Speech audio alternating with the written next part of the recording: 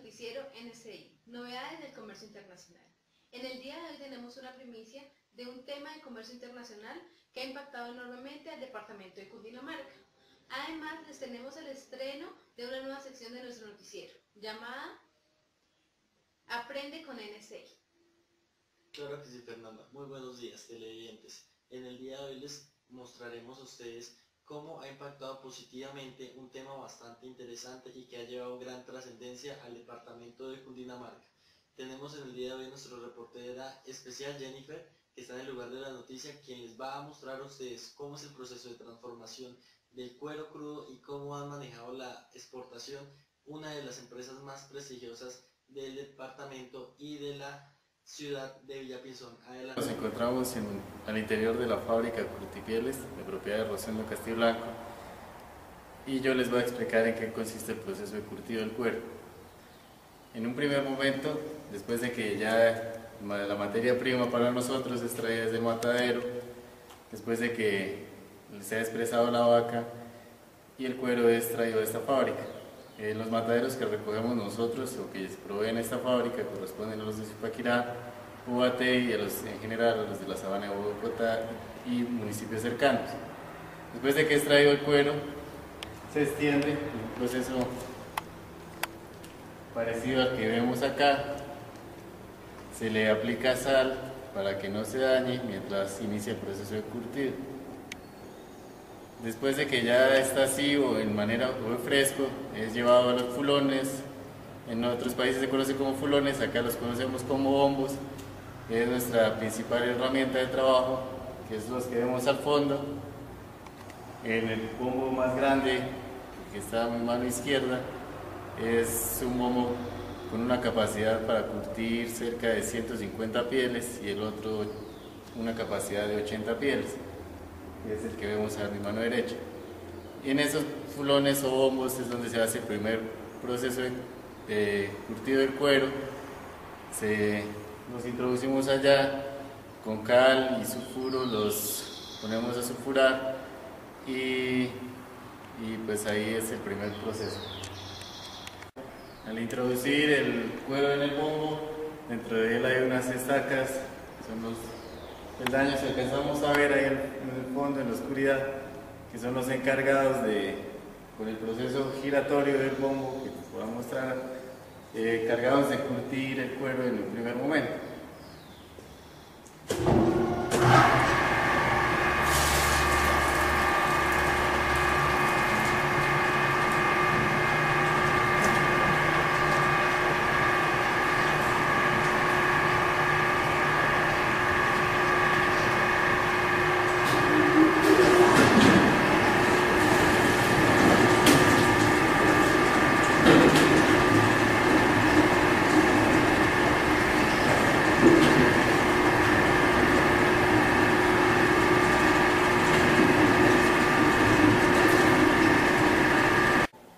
Después de que ya se han curtido los cueros, los bombos se sacan y en estos instrumentos que son de manera muy artesanal se les hace el proceso de retirar todo lo que tiene que ver con el cebo y con todo lo demás, que se llama un proceso de descarnado. En este momento en la fábrica pues no podemos mostrarlo porque no hay cuero para la demostración. En el proceso de sulfurado, después de que se ponen los cueros dentro del bombo, se comienza a retirar el pelo mediante un proceso de calado, el sulfuro, que se conoce con el nombre de pelambrado. El bombo se le pone una tapa de huecos como la que tenemos acá. Ese va soltando todos los desechos, el pelo, va quedando debajo de estas albercas. Y después con una motobomba como la que estamos viendo acá, llevamos el agua desde acá hasta la parte de afuera de la planta, donde se le hace un proceso de colado al pelo. Después se retira y se deja para compostar. Después de que se hace el proceso de descarnado, el cuero queda en una materia que la vemos aquí a mi lado derecho, que es la que posteriormente se le va a introducir a los otros dos bombos para el proceso de curtido.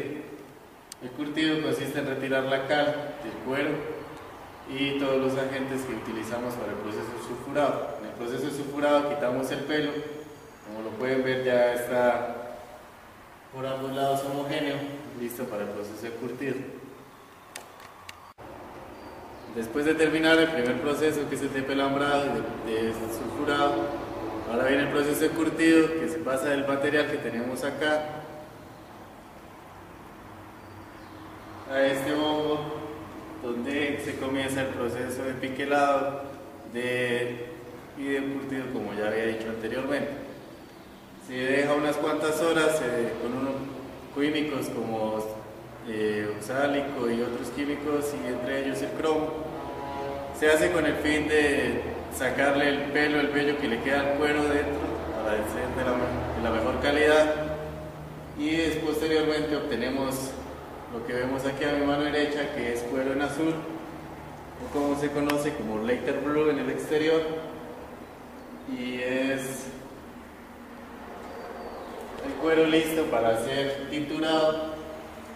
Y acá se puede deducir todos los calibres para los distintos material que necesitemos, si es para forro de zapatos, si es para billeteras, si es para bolsos o para correas, y ahí ya depende del cliente, del dueño del material que necesiten, del color, si es más fino, si es más delgado, si es más grueso. Entonces ahí ya lo tenemos listo para hacer el proceso de teñido. En este momento estamos en el proceso de piquelado del cuero, que consiste en una serie de químicos, sacar las impurezas, limpiar el cuero, dejarlo listo para el curtido. Posteriormente se le va a agregar cromo y sal. El cromo es un químico que viene importado de Tailandia y que sirve para el proceso de curtido del cuero. En el proceso de colgado, de secado, dura aproximadamente entre 8 o 15 días, dependiendo de la temperatura y del clima. Posteriormente de que ya está seco, se baja de allá y se vuelve a introducir en el bombo para un proceso de ablandamiento, de que coja humedad para que sea más delgado, porque el clima o el sol reseca mucho el material. Después de que ya se hace el proceso anterior, después de que ya se seca, es llevado a otra fábrica donde presta el servicio de lo que se conoce aquí como clavadora, que es la fábrica donde uno lleva el cuero y allá le hacen un proceso de estirado, donde se pone un horno con vapor caliente que viene de una caldera para que la humedad penetre en el cuero y quede una consistencia más blanda y suave. Después de que ya se le hace ese proceso, se trae, que es como el cuero que vemos a la de allá, que tiene sus imperfecciones en las orillas. Después de aquí se le hace un proceso de quitarle todas esas imperfecciones con un cuchillo que se llama desorillado. Después de que ya está desorillado, pues tenemos el producto final que sale de esta fábrica.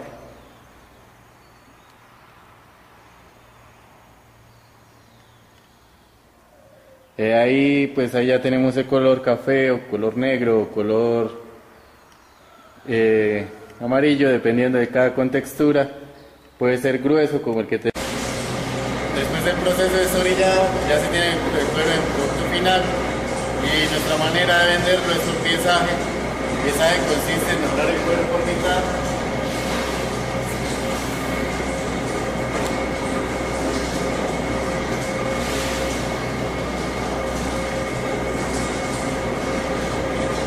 herramienta que es el marco. Entonces pasamos a medir.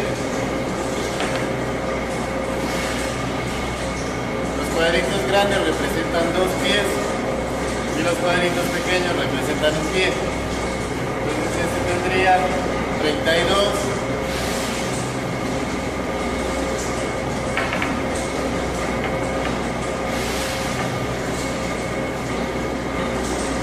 34, 36, 38, 40, 42, 44, 46, 48, 50, 51, 54. Después se dobla y se le escribe el piezaje para posteriormente llevarlo a la fábrica de marroquinería.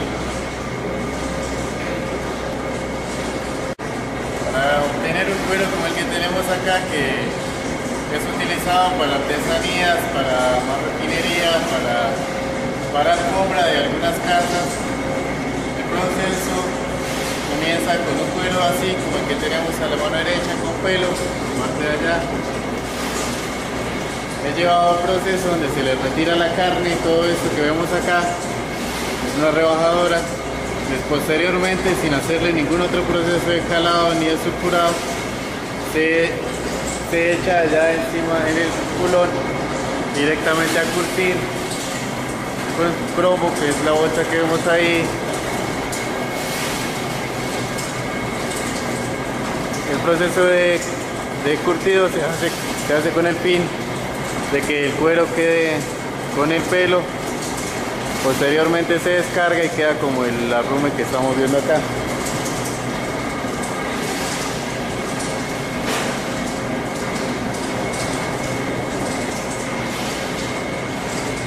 Como pueden observar, ese cuero tiene el pelo y por la parte de atrás, la parte de la carnaza queda en color azul, parecida a ese material. La diferencia es que este queda con el pelo, podemos ver ahí, ya no se le cae, y esta que queda materia fina para el proceso de teñido.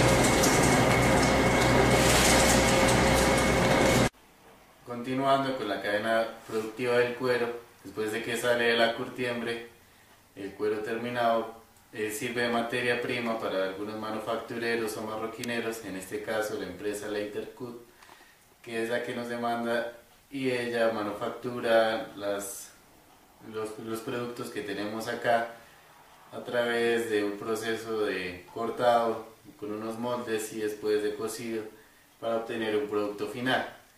Estas empresas muchas veces exportan al mercado internacional, a los principales países como Estados Unidos, como a la Unión Europea, a los países asiáticos.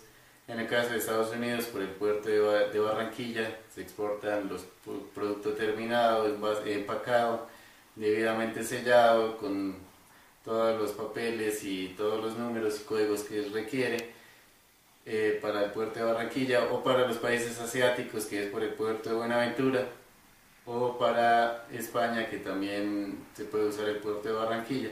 En general, ahorita para esta época están demandando mucho cuero terminado para la cojinería de los carros, especialmente China. Ese producto que va hacia China sale por el puerto de Buenaventura, descargado desde acá, llevado en container, pues empacado al vacío y empacado para que no se filtre ningún microorganismo, cumpliendo todos los parámetros fitosanitarios para la exportación de cuero terminado, en este caso en productos de marroquinería. Otro de los países que pide cuero colombiano es España. También tenemos Italia y países de Europa que pagan muy bien por el cuero, entonces es muy rentable exportar hacia estos países donde pagan con euros o con dólares, y que posteriormente con la tasa de cambio de Colombia la podemos pasar a pesos colombianos, siendo una mayor utilidad exportar estos productos hacia otro país que venderlos en el mercado interno. Lo que se vende en el mercado interno es muy poco, pues el mercado de cuero para muchos es demasiado costoso, pero hay que entender que la competitividad entre países extranjeros y países nacionales es muy distinta, y que la posibilidad de pago de los colombianos es mucho más reducida que de un europeo o de un estadounidense. Ya visto el proceso de cuero, ahora vamos a saber cómo exportar este cuero crudo, el cual se transporta desde el municipio de Villapinzón hasta el puerto de Buenaventura o Barranquilla, sea el caso. Luego es colocado en las estivas para que este se vaya por Iconterfaz, vía marítima, a los mercados extranjeros como son Estados Unidos y China. Gracias, Jennifer, por tu reportaje. Vamos a unos mensajes comerciales, ya regresamos.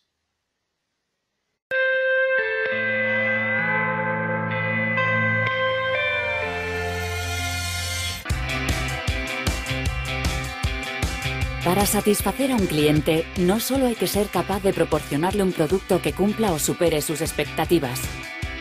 Ese producto tiene que estar disponible y ha de ser competitivo. Lograr la máxima eficiencia en la cadena de suministro es el objetivo de una buena gestión logística. Tú no estás solo en el mercado. Cuando tú entras en un mercado ya hay otros. Entonces te tienes que diferenciar y gestionar bien tu logística te permite diferenciar. Porque al final tú vas a controlar tus costes, todo desafortunadamente pues la realidad del mercado, ¿por qué te compran? Porque tienes un producto diferente a los demás o porque te diferencias en costes. Pero también cada vez más la fiabilidad, porque tú cumples. Al final yo creo que es la imagen que debe tener el exportador español, que está cumpliendo con los plazos y además cumpliendo con sus compromisos.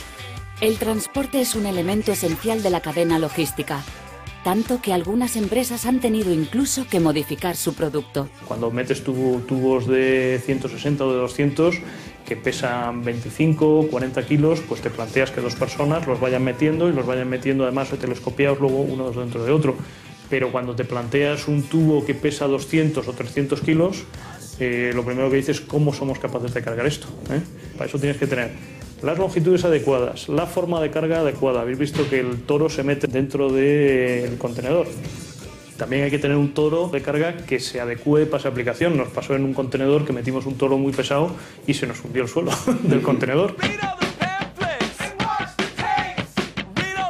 No solo el transporte, sino también los trámites aduaneros pueden ser determinantes para el buen desarrollo de una operación. Un buen agente de aduanas en ese tipo de países, cuando digo esos países, te puedo hablar de Singapur, te puedo hablar de Rusia, te puedo hablar de Malasia, de Tailandia, pero el mismo Estados Unidos. Como no tengas un buen agente de aduanas, tienes problemas para sacar la mercancía. O México, que exportamos bastante a México. México es muy complicado. El proceso logístico en la exportación se complica con los Incoterms. Los Incoterms son cláusulas de comercio internacional que es conveniente reflejar en un contrato de compraventa internacional, porque en caso de surgir un problema de transporte o de documentación aduanera, delimitan claramente las responsabilidades de costes y riesgos que afectan al exportador y al importador.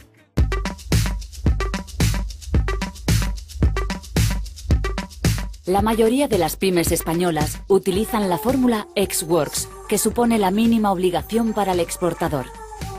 Se ha vendido siempre ex-works, es decir, no supone costes adicionales del tema logístico para nosotros, porque siempre es el cliente que se ocupa de todo el tema de transporte.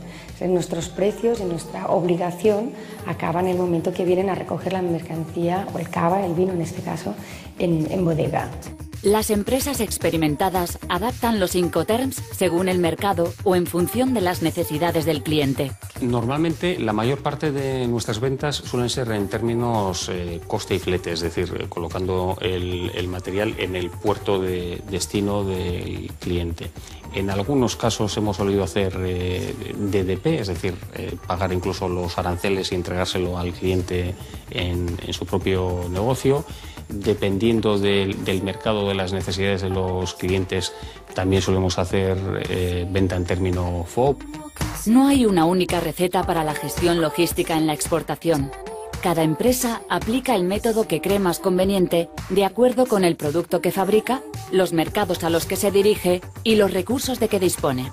Nosotros no somos especialistas en transporte, entonces subcontratas a alguien que sí que tiene esta especialización y que puede decirte cuál es el mejor servicio y cuál es la mejor manera de llegar a un destino. Nosotros lo hacíamos, pero decidimos que era mejor centrarnos en lo que nosotros somos fuertes, que es en la parte comercial, en la parte de marketing y en la de explicar las bondades del producto.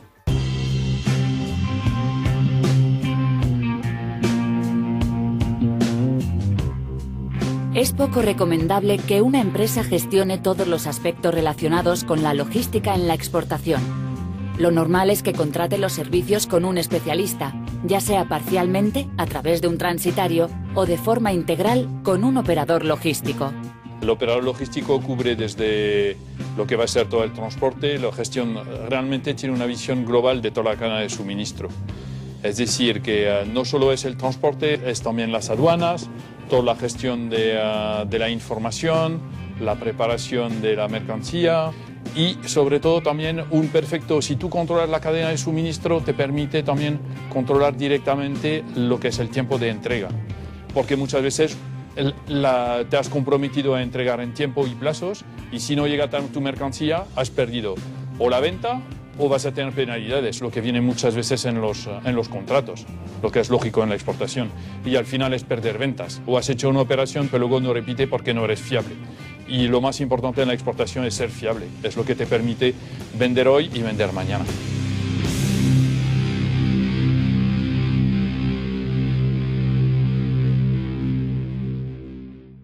Como se los prometí al comienzo de la emisión, hoy será el gran estreno de una nueva sección de nuestro noticiero, Aprende con NSI, en el cual en cada una de nuestras emisiones tendremos invitadas que nos hablarán de temas importantes respecto al comercio internacional. Estas invitadas son grandes expertos. En el día de hoy nos acompaña la doctora Lady Quintero, que nos hablará de un tema de gran importancia. Buenas tardes, queridos televidentes. Hoy en nuestra sección Aprende con NSI entrevistaremos a nuestra invitada especialista en el comercio internacional. Bienvenida, Lady. Explícale a nuestros televidentes un poco sobre la ventaja comparativa, competitiva y absoluta. Muchas gracias, Osni, por tu invitación a este gran programa. Bueno, voy a hablarles primero de la ventaja absoluta. La ley de la ventaja absoluta fue propuesta por Adam Smith en su libro La riqueza de las naciones, la cual se deriva de la idea del liberalismo en la que todos podían ganar más. Esto se justifica a través de la crítica del modelo mercantilista. El primer argumento es que en el modelo mercantilista el proteccionismo asigna mal el capital. Smith propone que éste se asigne a la industria. Bueno, el segundo argumento lo justifica a través de su principio de división territorial del trabajo, en el cual los países pueden ganar más a través de la especialización de los productos. Bueno, el tercer argumento está en el modelo mercantilista que antepone los intereses del productor que el de los consumidores. Y Smith propone que la ley de la ventaja absoluta enfocarse en los intereses del consumidor. En conclusión, los países deben tener ventaja en algo y en ese algo deben especializarse para así generar el libre comercio.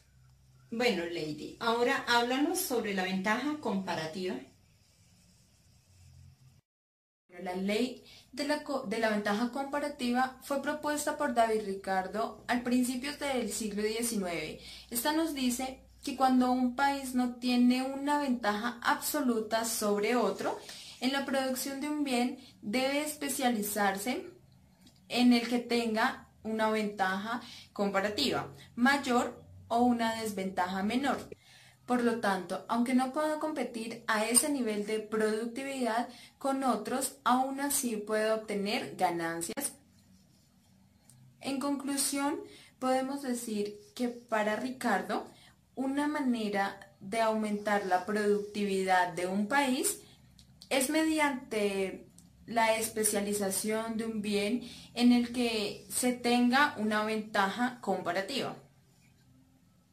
Bueno, por último quiero hablarles sobre la ventaja competitiva.